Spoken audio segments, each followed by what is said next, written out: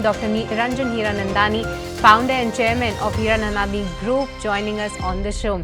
So give us some sense that what will it really translate into for the real estate demand going ahead? We are, of course, in the real estate business, delighted with what has happened.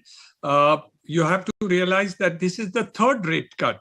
So when we talk about the reduction or benefit on a 1 crore loan of being 3,085, in reality, it is twice as much because there have been 225 basis point cuts which have taken place in the earlier 3-4 months. So I think that is a further benefit that we can see. So housing where larger amount of loans are taken for a longer period of time and where the interest is reset based on a third party indication, like it has happened in the case of the Reserve Bank of India, it is compulsory for the banks to do so. So in reality, each and every customer who has taken a home loan from banks and financial institutions are going to be benefited. It becomes advisable as interest rates fall for a person to take home loans and actually borrow monies for the purposes of it, because as inflation continues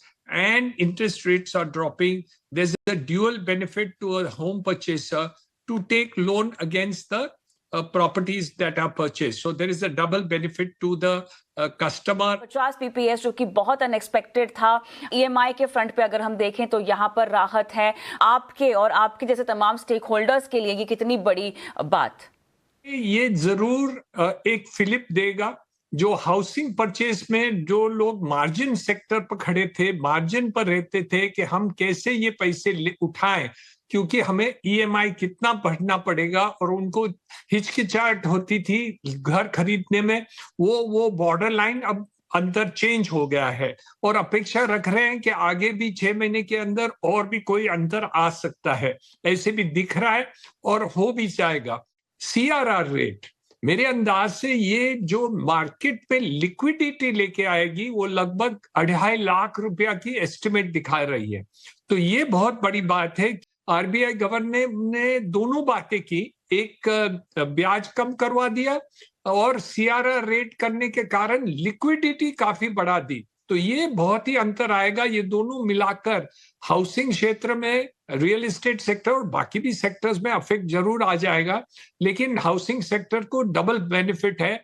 affordable housing को अगर मैं खासतौर से focus में रखना चाहूं, हमने देखा है बजट में बहुत ज्यादा इसको तवज्जो और तरजीह दी गई है, बहुत फोकस है सर, लेकिन जमीन पर हालात कैसे हैं ये बताइएगा। जो भाव में हम बेचते हैं 50% वो अमाउंट सरकार के पास टैक्सेस वगैरह में जा रहे हैं।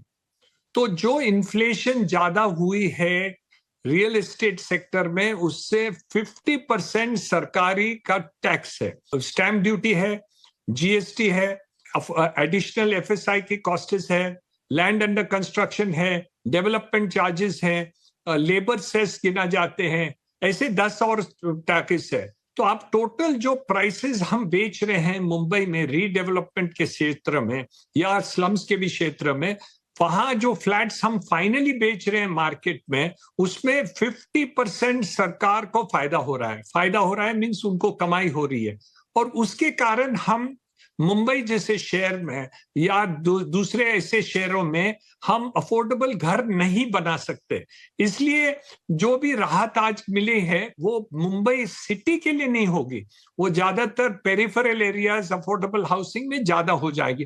तो ये एक चिंताजनक बात है जहां मुझे लगता है बहुत केंद्र सरकार, हमारी महाराष्ट्र सरकार और दूसरे जो स्टेट गवर्नमेंट और लोकल बॉडीज हैं, उनको दोबारा विचार करना है कि ये कलेक्शन जो आप कर रहे हैं वो ठीक है, सरकार को पैसे भी चाहिए, लेकिन शायद उसके कारण हमारा जो अफोर्डेबल हाउसिंग शहर में है उसको काफी नुकसान हो रहा है।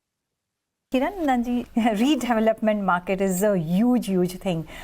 આ બધા સેક્ટરને કઈ રીતના તમે જોઈ રહ્યા છો ને આ ઇન્ટરેસ્ટ કોસ્ટ જો નીચે જાય છે, કઈ રીતના આ બધા સેક્ટરને અફેક્ટ કરી શકે છે? રીડેવલપમેન્ટમાં હાઈ એન્ડમાં તો કઈ ફરક નહીં પડે, 100 બેસિસ પોઈન્ટમાં તો કંઈ મને નથી લાગતું કંઈક વધારે કંઈ ચેન્જીસ આવે ત્યાં, બિકોઝ મોસ્ટલી જે ઇન્વેસ્ટમેન્ટ એ હાઈ લેવલ ઉપર કરે છે એને 1% વ્યાજમાં કંઈ વધારે કંઈ પ્રોબ્લેમ નહીં થાય, કંઈ બેનિફિટ પણ નહીં દેખાય.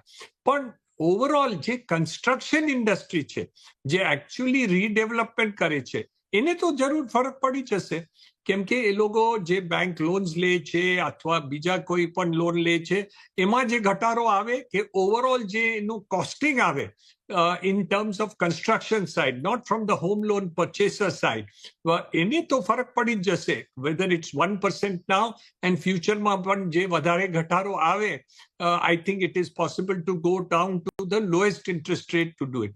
Secondary, જે સેકન્ડ બેનિફિટ રિયલ એસ્ટેટમાં આવે છે, we are the second largest employer in India, in Bharat, કેમ કે એગ્રીકલ્ચર પછી અમારો we are very labour intensive infrastructure and housing.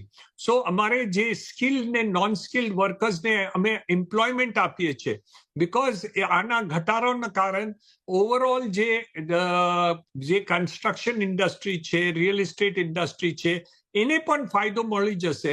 And એમાં મલ્ટીપ્લાયર ઇફેક્ટ જે ઇકોનોમીમાં આવશે, મને લાગે છે કે it will help the GDP which is 6.5% or thereabout to run up to 8% GDP growth can take place this year.